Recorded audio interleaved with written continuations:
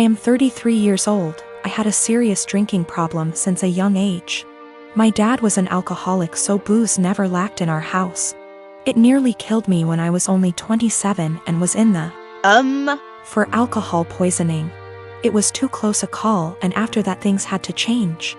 With my wife's support, I went to rehab and proud to say I've been sober 51//2 YRS. My flatmate invited our friends over yesterday. It was 7 of us in total, including his friend, Mark. I've met Mark maybe 3 to 4 times over the last 2 years, and while we're friendly, I honestly don't know him that well.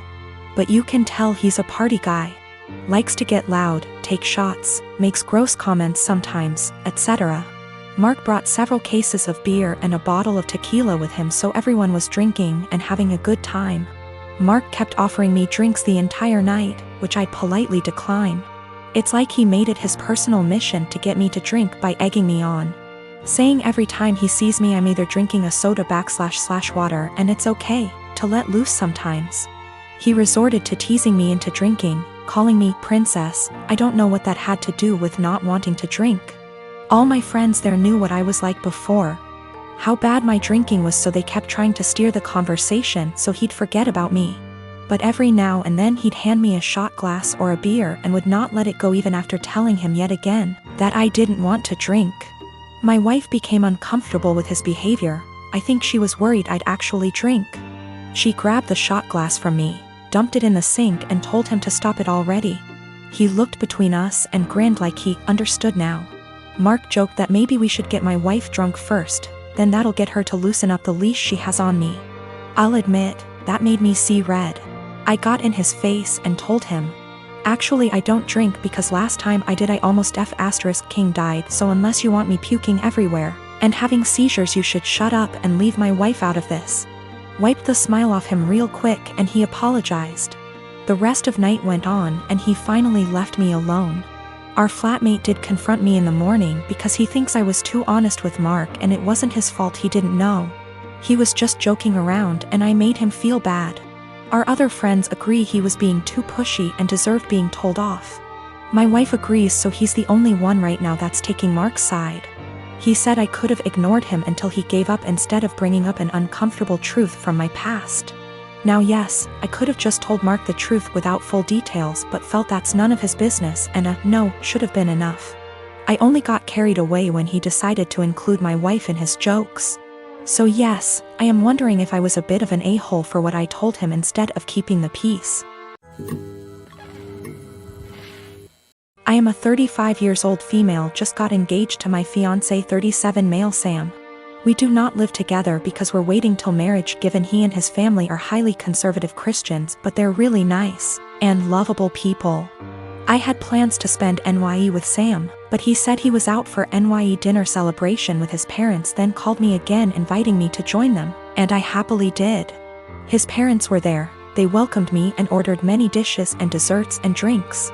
We celebrated and had great time, that is until it was time to pay. I pulled my wallet out of my bag, letting them know that we'll split the check between us. Sam mumbled, "No, you don't have to, we invited you," but I insisted. He and his parents then stared at me. I asked what was wrong, and both mother-in-law and father-in-law said they didn't have money on them. I was shocked. I turned to Sam and he said he too forgot his wallet at home and didn't bring enough money to cover even on round of drinks. His dad then laughed nervously. "Right, so guess we should let the doctor pay." I was taken aback. I said, "I'm sorry, but no, this is just so much money to spend on one dinner by myself, and I didn't think I was expected to pay the entire bill." Sam said I should pay and he'd pay me back later, but I said no, since I know he will have to get a job to pay that much money. I said, "I'm sorry, but this isn't the first time I've been put in this situation by him and family, where I'm expected to rescue them after they somehow forgot their wallets and expect bothers to pay hundreds for their extravagant dinner." I told them I'll only pay for what I had and that's it. He and his parents were shocked. They started arguing about how I have the potential to pay right there and then, but I was acting as if they were strangers, not family. But that doesn't mean I'm obligated to pay. How could someone go out to a fancy restaurant, order so many dishes, desserts and drinks without bringing money? Sam begged that I just do it and call it a night, but I refused. The argument got heated, then I got up and walked out. Sam called later at 2 a.m. basically yelling that I ruined NYE celebration and made his parents suffer, because I refused to pay the entire bill. AMD instead acted selfishly and paid only for myself, after they were gracious enough to invite me. I told him how unfair it was for me to pay. Even if I have a good salary doesn't mean I want to spend it all on fancy dinner. He didn't reply, he just said he'll pray that my parents will let this go, and not resent me after I basically damaged the relationship with them. I felt awful thinking I should have covered the bill instead of leaving. I am a bridesmaid for one of my closest friends, Jackie. I've been so excited to help. I was in charge of the bridal shower, the games, decorations, menu. I left the guest list to Jackie's sister. Due to religious reasons, I wear a headscarf. I love and am proud of it. In the group chat with other bridesmaids, I was talking about how excited I am to attend a girls-only event.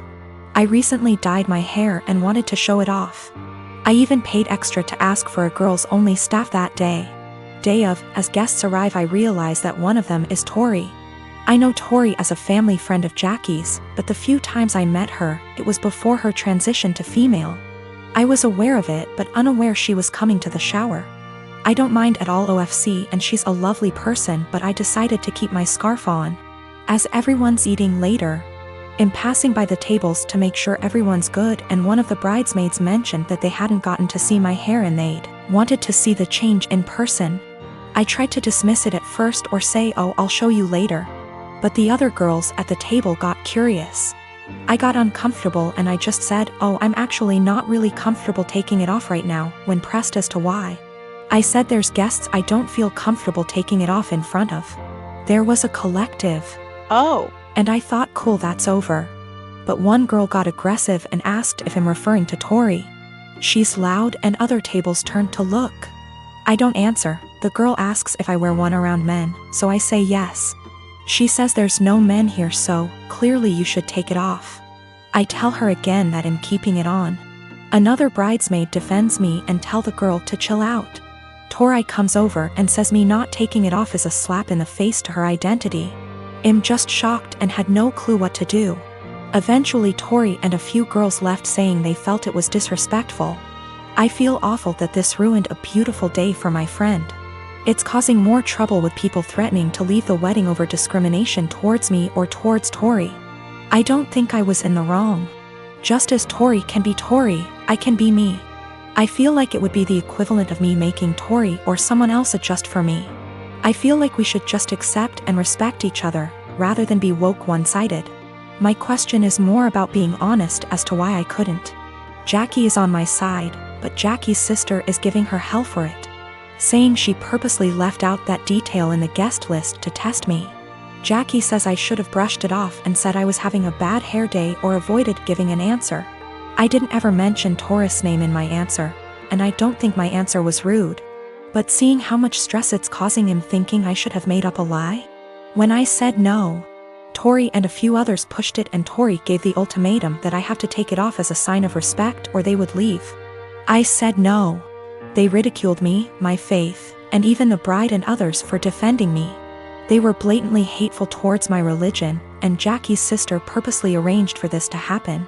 For the religious standpoint, I am not aware of where she is in transitioning or what her sexual preferences are. I would never ask either, as that is personal. But that is information I would like before making a decision on how comfortable I feel with exposing my hair.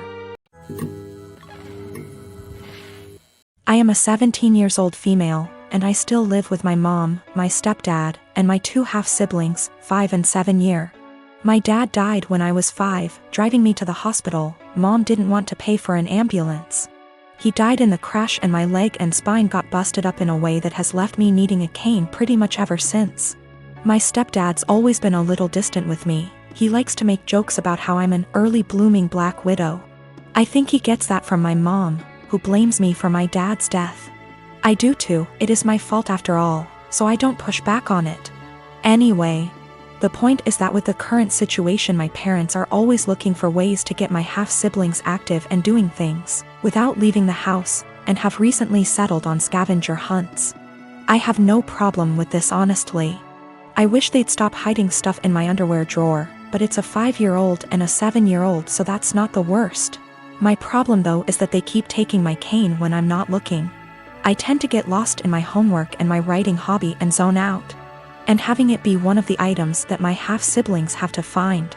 When I complain to my stepdad, he's a SAHD, so is usually the one running these things. He scolds me for being selfish and points out that my swivel chair has wheels if I need the bathroom and that they always get it to me before I have to go downstairs for dinner. I tried my mom yesterday, and she said that I was being a brat and that if I wanted a father who cared about me, I shouldn't have killed my dad. I got really upset at that point and called my grandparents, my mom's parents. Dads are dead too. They showed up at 10 p.m. yesterday, and Grandma screamed at them while Grandpa packed my stuff up and helped me out to their car. My mom's been blowing up my phone and email, calling me all sorts of names and accusing me of turning her family against her and trying to get her in legal trouble, since minors can't move out. And I can't help but think that maybe she's